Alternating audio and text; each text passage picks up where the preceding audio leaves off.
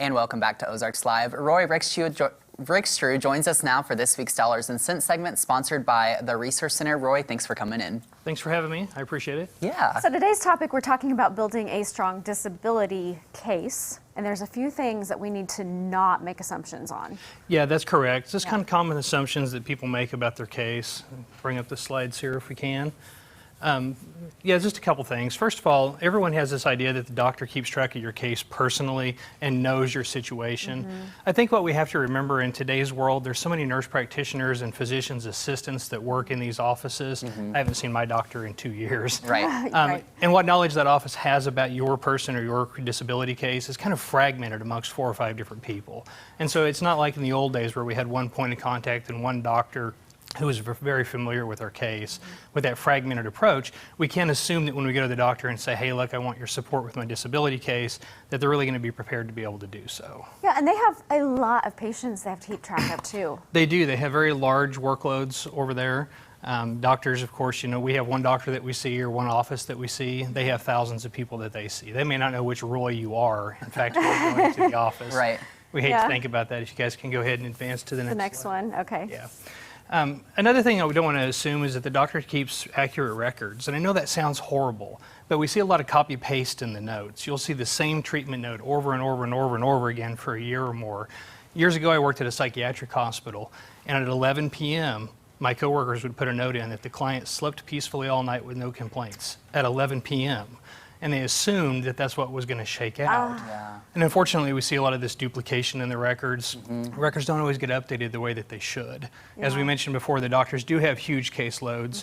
And something else to keep in mind is some offices and clinics have policies against filling out questionnaires or providing an opinion for Social Security disability.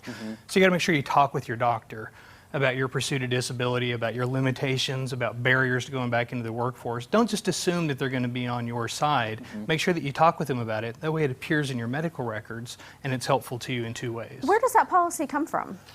A lot of times it comes from the corporate offices at Mercy or at Cox. Is It's just it a global lawsuit policy. thing that they just don't want to be liable for that? I don't know. Okay. I don't know.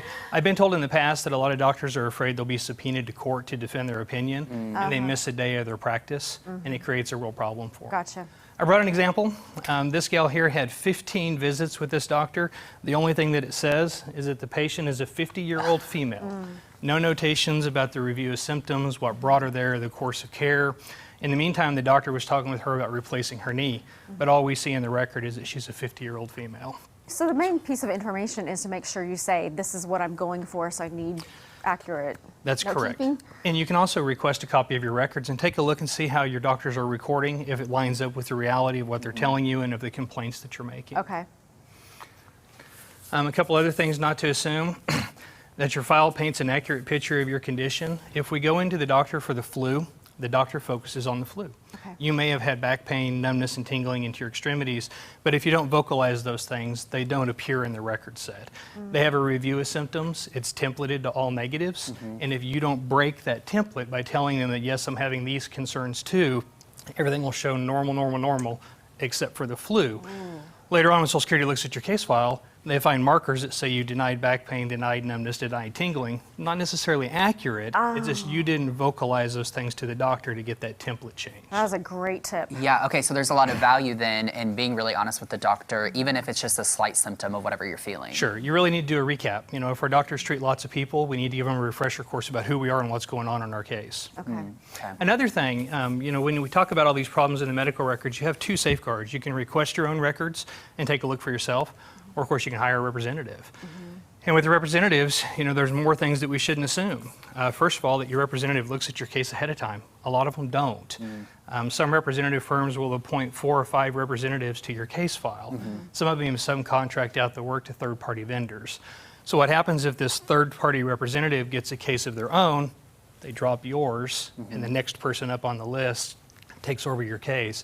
So you're always getting this, you know, first blush opinion. There's no continuity in the representation. and as a result of that, you have problems with the flow of your case process, if you will. Okay, and you have an event coming up. We do. Here in July, we're going to have a couple events, July 7th at 2:30 and the 21st at 6 p.m. Okay. Also have launched our website, yourdisabilityrep.com. You can give us a call at the 882-1800 to RSVP for the seminar. We'll talk about additional tricks and tips to try to help you get through the disability process, kind of explain what Social Security is looking for, and generally try to educate folks. Thank you so much for all this information. Up next, learn about the recent local partnership between two charities that are doing their part to help people in Ukraine. That's right. After the break, we'll be with Convoy of Hope.